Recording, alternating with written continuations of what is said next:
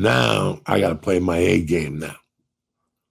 And I never want to do this, but now I got to make those calls. And I'm not going to settle the problem, but I'm going to rattle that fucking cage. You know, because everybody forgets. Like, I even forgot who the fuck I was for a while. Like, I forget that I'm a lunatic. I'm down here, I'm down here playing dad. You know what I'm saying? So I'm walking the line. I'm playing dad now. So you might think I'm playing dad, but that fucking 25-year-old that threw a guy in the trunk a couple times is now 60. And his, these motherfuckers I even forgot. Like, I forgot. Like, there's times I get on stage and I'll do something and I'll go, fuck, I forgot I still got it. Holy shit, these motherfuckers forget that what got me to the dance, I still have. There's no dementia. There's no nothing. I'm just a dad down here living in a basement. So I forget who the fuck Uncle Joey is. You follow what I'm saying to you? But now I got to show him who the fuck Uncle Joey is, because once you mess with my daughter, we got a fucking problem, especially when you're not man enough to be a fucking man as a coach or whatever the fuck your problem is.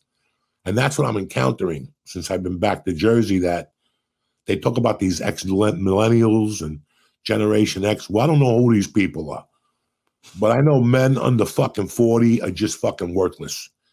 They're missing that testosterone to even be full men. Like, they can't even look you in the eye.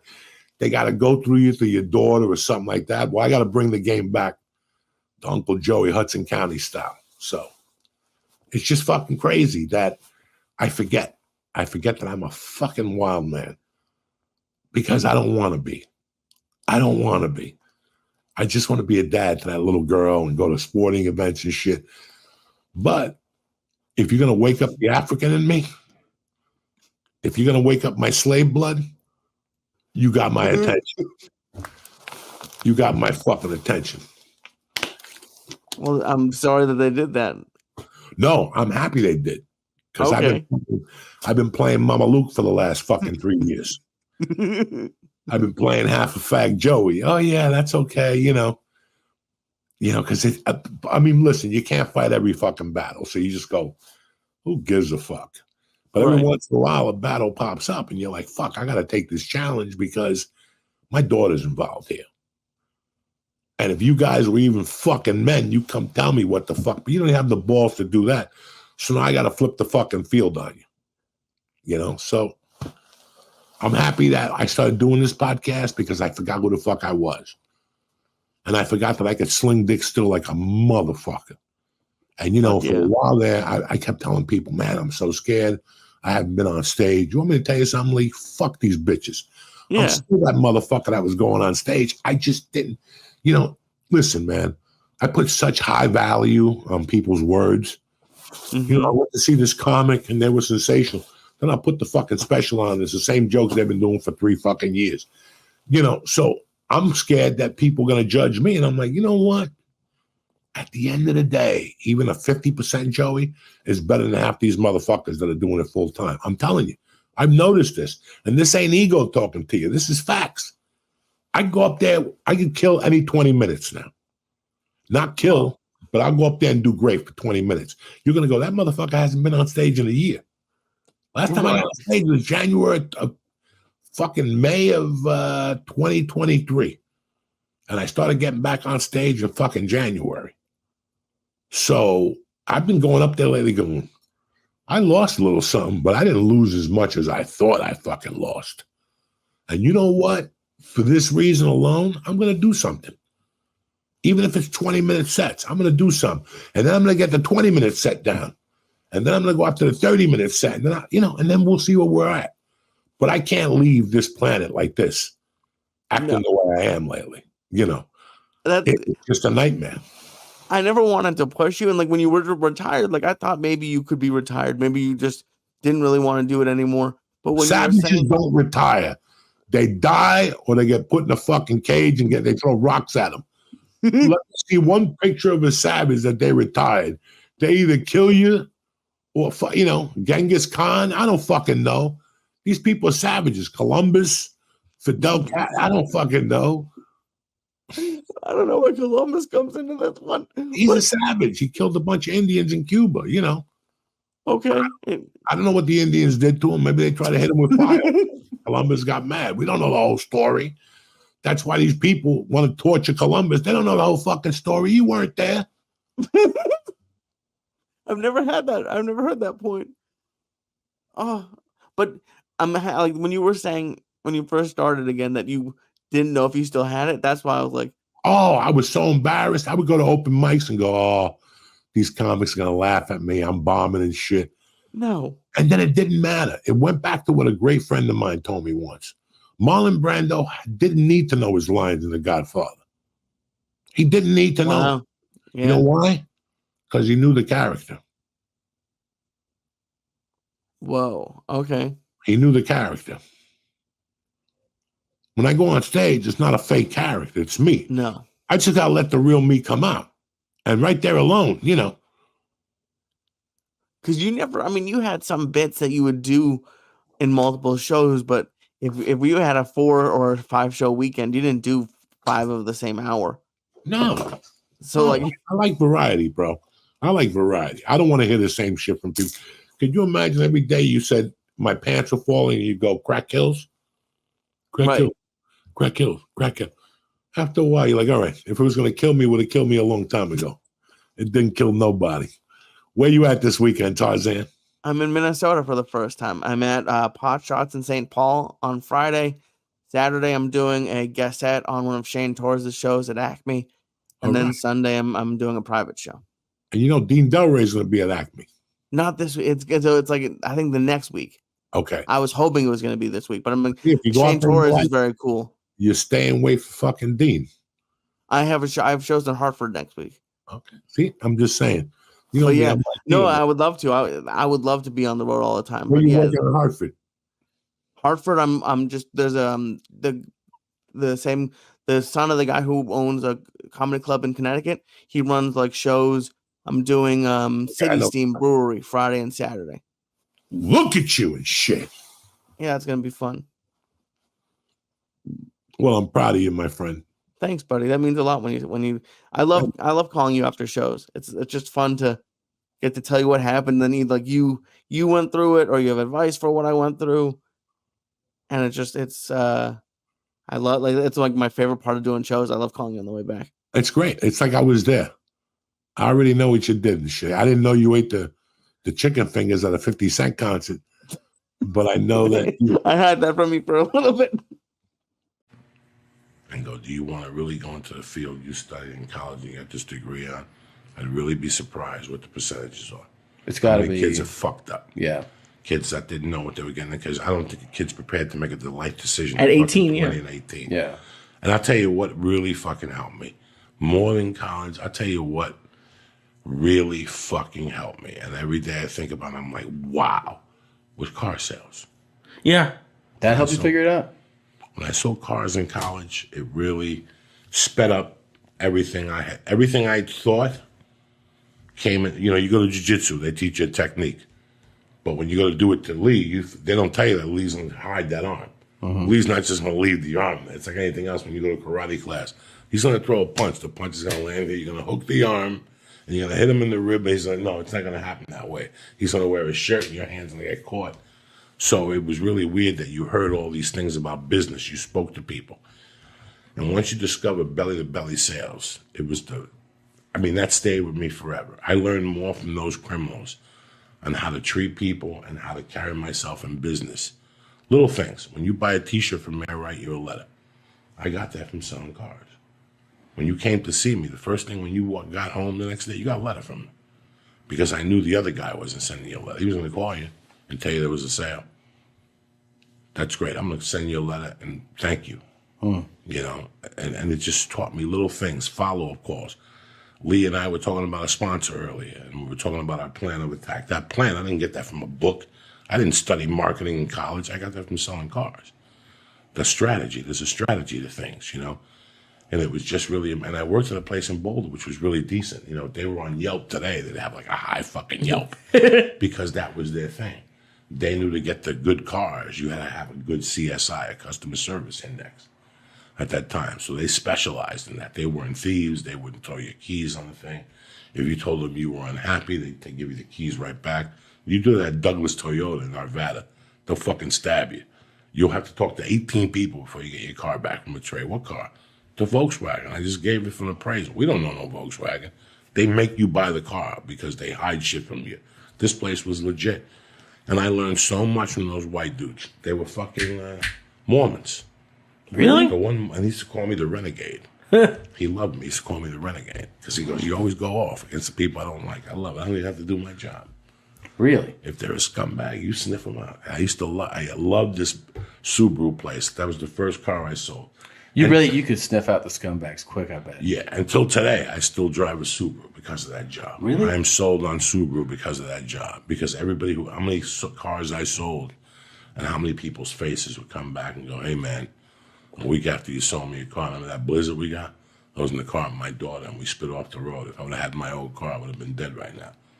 That Subaru you sold me fucking had the extra. So I felt good about what I sold. I really did feel good. I remember when I got arrested, I was at a Chrysler store, and I went back. That Chrysler store was 8 drug dealers that would lie to you about fucking everything. I couldn't fucking believe it. They would lie to old people. It used to drive me fucking crazy. Like I had, even when I was a crazy criminal, I didn't see, it was a Dodge store. Old people buy fucking Dodges and Chrysler LeBarons and shit like that. Chrysler LeBaron, what a piece of shit that fucking car was. We had one when I was growing up. If you slammed the car door, everything would break. The tire on the other side would go flat. You're like, what the fuck? I slammed this door. I didn't like that. I didn't like lying to customers. I didn't like hiding from customers. I wanted to sell you something for you to come back the next day and say, Joey, you fucked up. And be like, hey, fucking happens every day. Let's go fix it. Instead of hiding from you, The Subaru place, they all wore sandals. They ate granola. They were Buddhists. But those guys were pulling down. I was pulling down in college. I was pulling down anywhere from $7,000. I think about that. A week or a month? A month. $7,000 in high school to 10. I was 24 years old, and I was making $7,000 to $10,000 a month off the bat. Like the first day I fucking started, that first month was like I got a check for $4,900. I was like done. Plus I walked with like $1,000 and get every time you sell a car. So they took that out of the check and I flipped out. But then I figured out how taxes were paid. I always wondered. So, let's say you bought a car for $10,000. How much does a salesman get? Okay. In these days, this day you got, I forget what it was. But in those days, if you sold a Subaru, a mini deal was $100. But after the person left, you got a kit, and you called the Subaru dealer, and they'd send you a check from $250 to $700. And you get that every Thursday. So I wouldn't give a fuck. If you came to me and said, Joey, I got a car for $1,660, I could do that. I knew I was going to make $100 and $250 on the back end. So that's $350 a car. I could do the paperwork in 15 fucking minutes. You follow me? There's so many type of deals. Then there's, okay, I have a used car. We have 6,000 in it. You come in and buy the car for 10. That means we made $4,000 profit. I get 30% of that. So what's 10%? 4, so I get $1,200 to sell that fucking car. I sell 10 or 12 of those. Fuck. Okay, then if you sell 7 cars, you get a $500 bonus.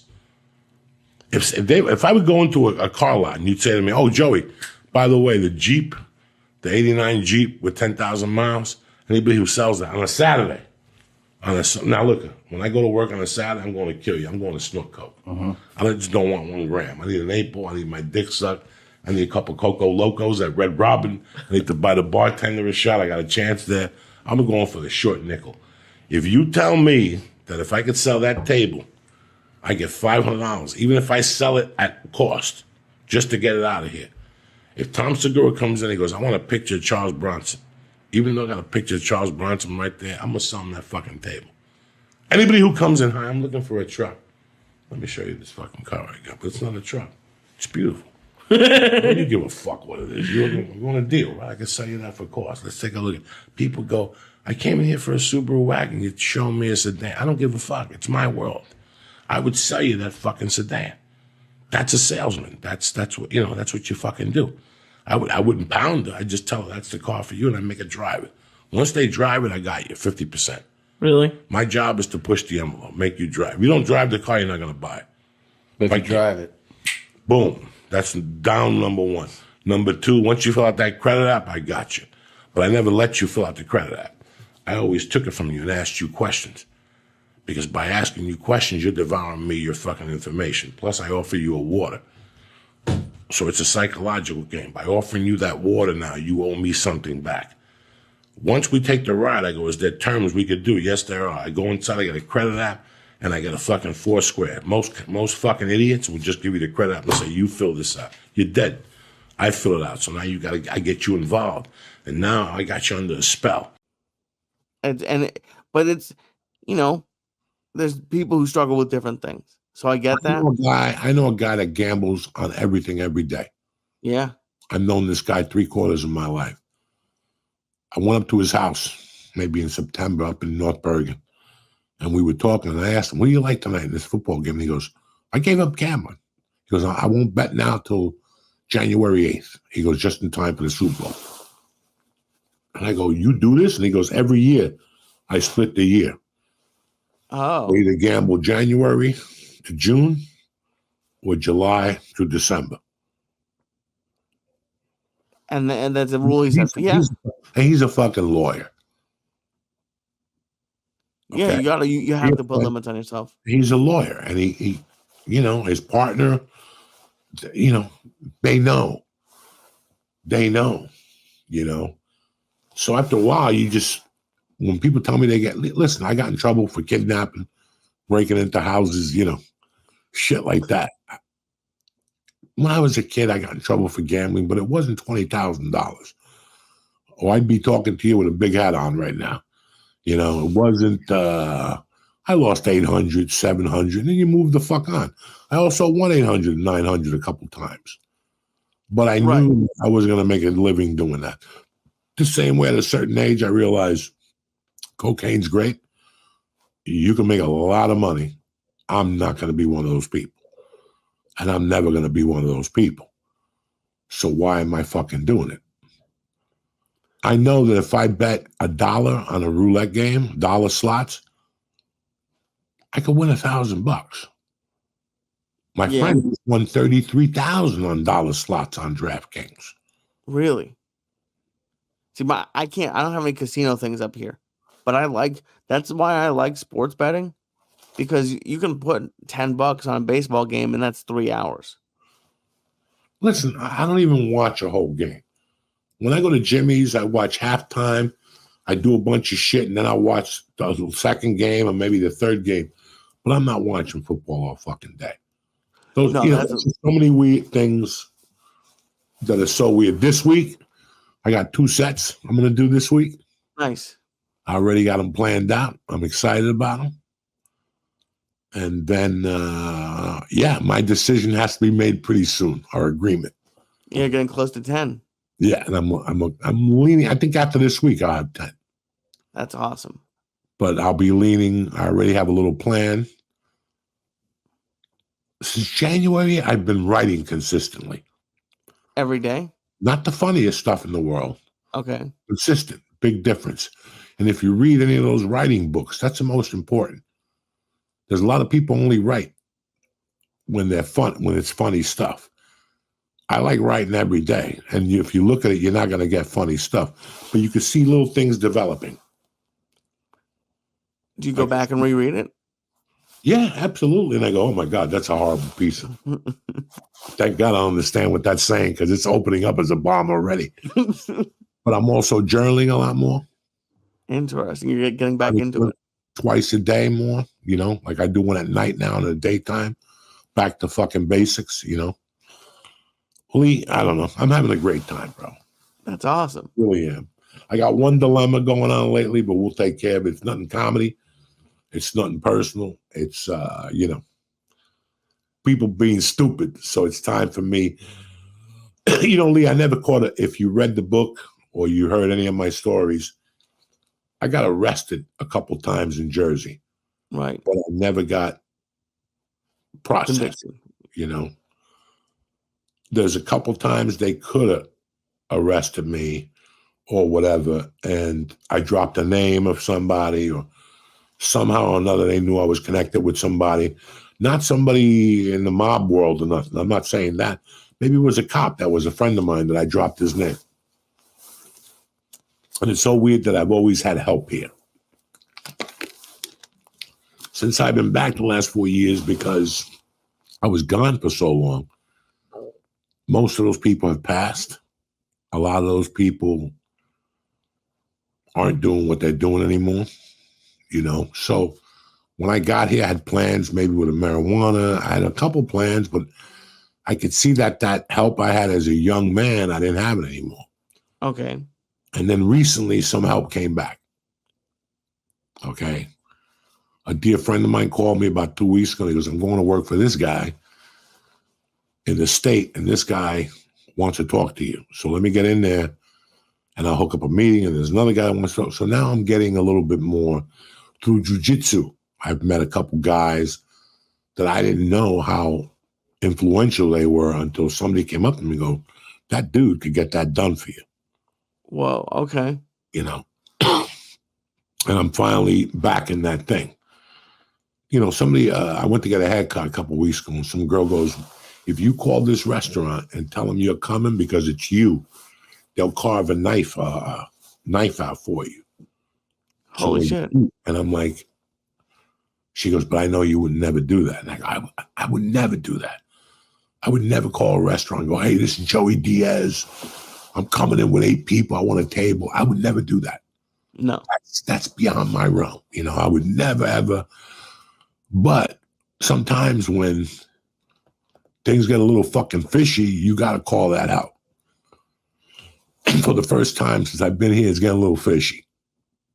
We run into a little dilemma here. Not me, not my daughter, not my wife, just a little situation that's not fair.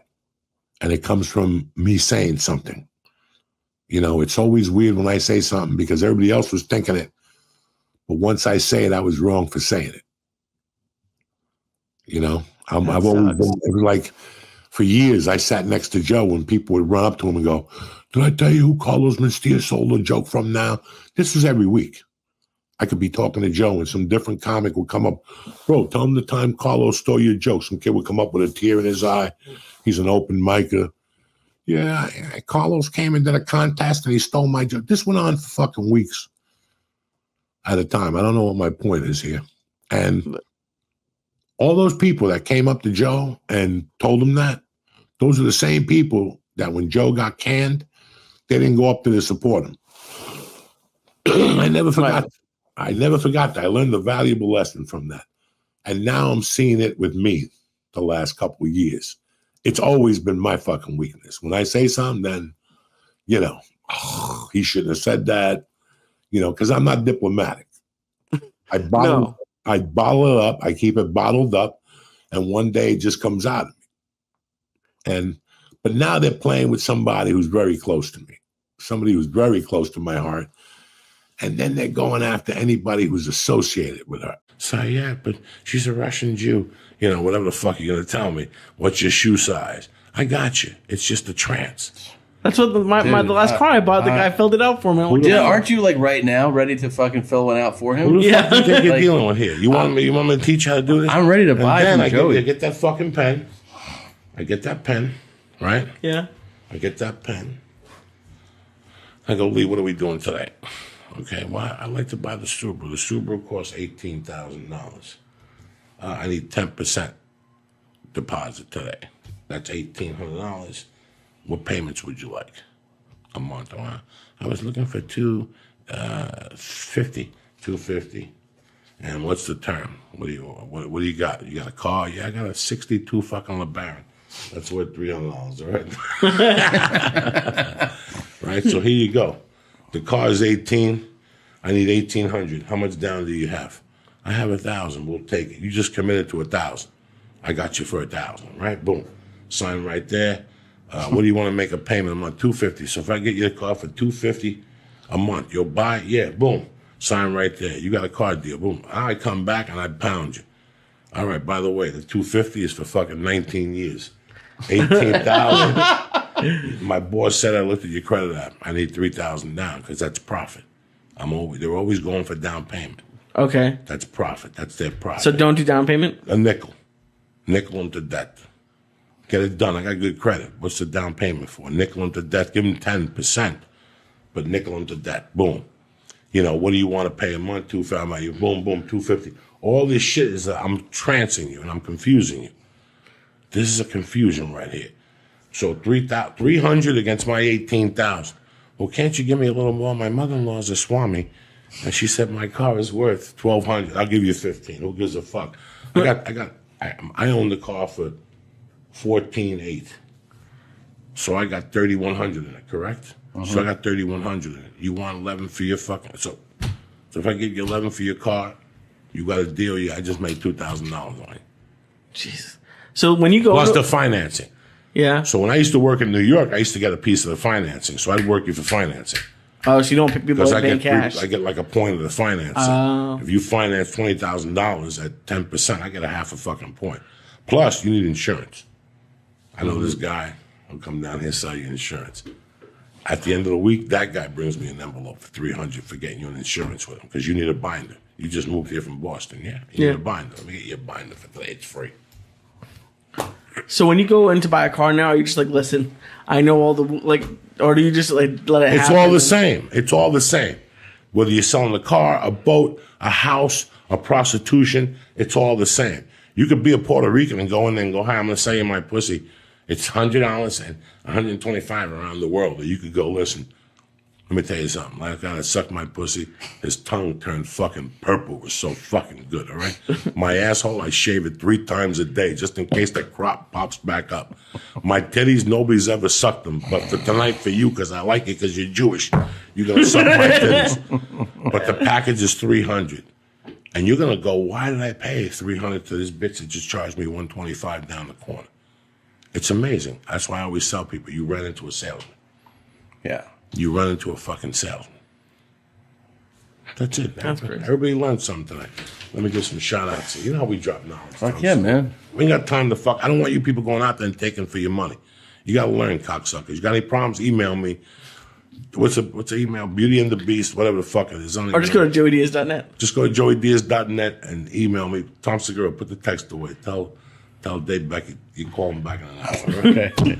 I want to give a shout out to Miguel, Popeye Barrow, Gus, Casanova, Tom G, Cody Tadeo, DC Smitty, Tamahita, and my main man fucking Bergie always showing up with an Armenian fucking present for me, you know what I'm saying? Talk to me, Tom. Oh shit, it's Monday. We have to do something for my mother. What up? I was playing a little music for my mother on Monday, something for the spirits. That's nice. That's good. Who wants to finish this brownie? What are we doing? You can't work I on am one not leg. doing that.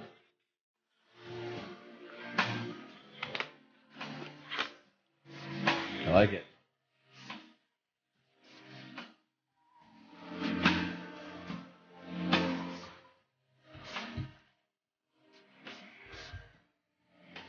So are you nervous about tomorrow, Joey? Do I look fucking nervous? I don't know. You see nerves here? I gotta be honest with you. When Tommy was talking before, I got a little nervous. Why? I just thought about it. It just hit me that I was going to surgery in 6 or 7 hours, you know. And it's a little, just a little. Yeah. For a guy like me, it just takes away your breath for a minute. But I'll be fine. No big deal. You go into their professionals, medicine's a lot different than what it was 30 fucking years ago. I mean, they do this shit now. This guy's the Raiders doctor. I'm his last surgery for the year. Really? For the year? That's it. And then he just goes be on call for the Raiders. Yeah. Oh, right. So yeah, on Sunday nights, when you see them getting off, like you see fucking Johnny, you see the guy getting Johnny, what's his name? Johnny Football getting carried off. Yeah. When he goes in, the general president goes, get the 2 Jews down to assess the situation. Listen, we got $3 million a year invested in this fucking Manuk. Yeah. I got $3 million invested in this Manuk, and he's fucking lifting off game number 3.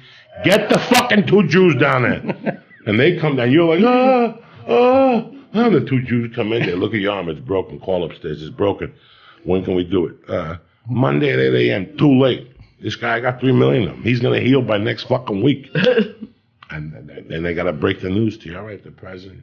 So can I go back to Kentucky? I want to go to my family doctor. That's negative. Negative. Negative. As a matter of fact. You know why? Because we fucking own you. We own you. You're in the route right now. They're prepping your fucking bed right now. But I want to hug the kid. They ain't no kids. We're the Jews. When they send us, it's all over. It's like the next is the wolf, and they just shoot you. So you either come with us peacefully, or they send fucking, and you go, and they cut you that night. They cut you Monday morning. That's what he does. Monday morning, a knee, a shoulder, a neck. That's it. Yep. By Sunday night, they're already assessed the situation. They're calling the hospital going, We need the Jews. We need the Jews.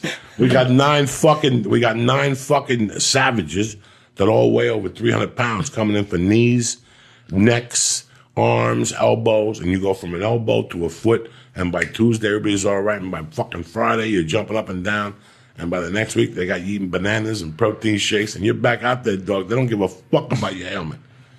They don't. That's pro football. Right. So he doesn't have, he was telling me he can't, and he's been working for him for 30 years. He goes, there's only one guy that's scarier than needles than you. A lot of lies later. He goes, that guy used to cry. He goes, I saw him cry one time before blood. Cry. And then he became the steroid guy. You should. Because I'm telling you, I can't fucking do it. Tomorrow. You can't do needles? No. The only thing I'm dreading tomorrow is the intravenous, the IV. Yeah. They're going to stick it in my hand. But I tell them early, listen, don't fucking. I laugh every time I get blood drawn. I laugh really hard. Why? It's just an automatic response. It's the only thing, I'm serious, like that I can think of in the world, like in life, that has ever done that to me, where as they put it in and start taking out, I start getting super giddy, like it's like a weird way of I think it's just my way of adapting to seeing the blood come out. I start You look laughing. at it? I start laughing like a maniac. Yeah, I look at it and I I start am a laughing. fucking nightmare. Really? But I'm good now. Like last week I went for the pre-op. Like to me, that was the toughest thing of this whole physical, was the pre-op. So I went to you want one of these? No. You keep looking at it like something's there. Me and Lee gonna pop one. No, we're not. Oh man. To experiment on the way home. Anyway, I went to the pre-op. They did all this. They touched your balls, the back, the x-rays, the EKG. Then he goes, you got to do a piss test and go get blood. Even though I trust these people, I still get that little scared for a minute. And then she comes and gets me right away. I told her, she goes, you want to sit down? Fuck no. I'm going to lay down. I always put Santana on. Santana, the Foo Fighters. I always got to have them too. The Foo Fighters? Yeah, the one song. Best of You. Got to have it on. And she comes in, she dumps the bed down a little bit, and they rub the kid stuff, and they get the kid's needle. Oh, I work them. I know all the. I tell them, listen, get the kid's needle and get the liquid cocaine from the back, not the shit you give with the Russians. I want the good shit. They come in, they rub it. She ties my arm. I look the other way. I breathe. I prepare myself. I just breathe. It's that needle when it gets slipped in. If the needle gets slipped in like a savage, I'm going down. Really? Yeah, but if they just, like, there's some women out there that you don't even feel it. I feel it after a minute. I feel a little lightheaded, and then by the time I'm breathing, I feel the strap come off. That means you're done. I feel it going like that with my arm, and by that time, I'm just to music, and I'll take it off, and I go, you're a bad motherfucker, because I didn't feel dick. Yeah. And I used to faint at night. Like when I thought I had the blood clot in my leg, I went to the hospital, they took blood, I didn't faint at night. Well, no, so it's been very good the last few How months. about catheters? Have you ever had that in, like for? Oh, I just did a colonoscopy on August 4th, and it was nothing. Again, I felt the needle a little bit. It was just hot in there. When I was hospitalized like years ago when I OD'd, Yeah, that's right. you wake up and everything's you don't remember them putting anything in. So I had a catheter in, but I didn't. It was fine. I didn't feel anything. But a nurse tripped over the tube, and I was like, oh, like I screamed. I was like, what the? Because she goes, it's not supposed to go like that. That was her apology. And I was like, what? And she was like, yeah, I stepped on it. That's why it like yanked on you. It was the fucking most painful thing. And her way of handling it was just not supposed to go that way. I think I knew that. I don't like any of that shit. I deal with it because it's a part of life. You can't, Yeah. not. That was colonoscopy. The colonoscopy, the milkshake of death, you shit. It's heavy duty. But I prepared myself. I ate fruit the whole week. I ate high fiber stuff. Mm-hmm. I tried to push out the existing stuff. I sweat a lot. You got to take care. A lot of oatmeal, a lot of apples. So when I drank the first potion, it loosened me up. The second one, they say, is the worst one. It's like tasting, the drink is fucking horrendously bad. But if you put limeade in it and mix it up, what's that shit? Like whatever powder. it's called. The powder that they put in water, liquid, whatever, lemonade, whatever the fuck it is. It's not bad. You drink it and you get down there. The needle, I felt it in my hand. I told her, I felt it. I got hot.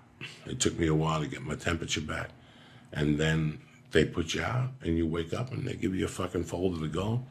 And when you're looking at it, just pictures of your asshole. They give you a camera. They show you the camera from beginning to end. They show you your asshole wrapped up, the camera going into your asshole and the tubes and everything and testing. Pretty interesting, man. It's hey, listen, I'm 51 years old. You got to do it, man. I'm very lucky Of course. that I know people at my age already that I went to school with and stuff that are either not here or they've had long stays in hospitals, which is mind-boggling. You got to go every year to this stuff, man, and get these tests done. At your age, I'm saying. Yeah. Something you said still scares me, and I saw it again today. Because right before I started working out and stuff, you said, like, you got to let your blood drain through your legs. And ever since then, I keep seeing really big guys with, like, the permanent bruises and, like, the skin eating away on their It's the most horrific thing. I was there with my girlfriend at the grocery store. This dude was walking around, didn't even have pants on. He had just gym shorts and was picking up bags of Lay's chips with his legs literally rotting away. And I was like, what is happening? You see it all the time? Yes. Where you want to go, like, why is it okay for you to show me that? Like, where these dudes have, like, it's their leg is like a tree trunk. Yeah. Where there's no, like, it's all the same size from fucking his thigh to his ankle. And there's, like, these crazy open bloodlines, open sores. Oof. You know how I'd work to get my ankle that skinny? Yeah. But I do the same shit every night. You work. I get on my ass, Yeah. pop my legs up. Yeah. I split, I do a V. I could fucking V on the wall now because I've been doing it. I pick my legs up, I creep, I go to the side, I suck all this in, but I do the other side. And that helps to go to the bathroom. That's good for your digestive tract, cleans your kidneys. It's yoga shit. But the best move is your feet up because the blood goes down. And now it gets processed instead of getting purple in your fucking feet. Yeah. You know, if you don't do nothing, if you put your feet up and watch fucking daytime football all fucking day and eat chips, that blood ain't going nowhere. Do you go, like, vertical on them? Like, I go vertical, the whole thing. Those are all yoga. How long do you have to hold that for? 10 minutes. And then you just let it drop and breathe. And the more uncomfortable you breathe through the pain. And you breathe the pain away. And you breathe it. And every day you'll get more and more flexible. But you're getting that blood to go down. And then you put your feet on and you do bridges and all that shit to help. My main purpose of acupuncture is to open the chakras and to keep that blood going. You know, the way I read it was they smoke more in China than they do here. The reason why they stay alive is Tai Chi and the acupuncture. The cancer rate is lower in China because the fucking the circulatory. It's very important. Mm-hmm. That's the number one thing. You know, I have friends that they're fucking their ankles, and that's the first sign of anything. That's it. That's the first fucking sign. The ankle? These people you see at the airport walking around for you want to grab them and go, "Are you fucking serious?" I saw one with a tattoo. I don't know what it is with people with fat fucking legs that are purple, putting that parrot on their legs. That's going to throw you off. That money you spent for the ink, you could have spent that 24-hour fitness for a fucking trainer. You know, so you got your fat friend saying it's a cool parrot. Look at your fucking vein. Wait till the parrot blows. His head blows.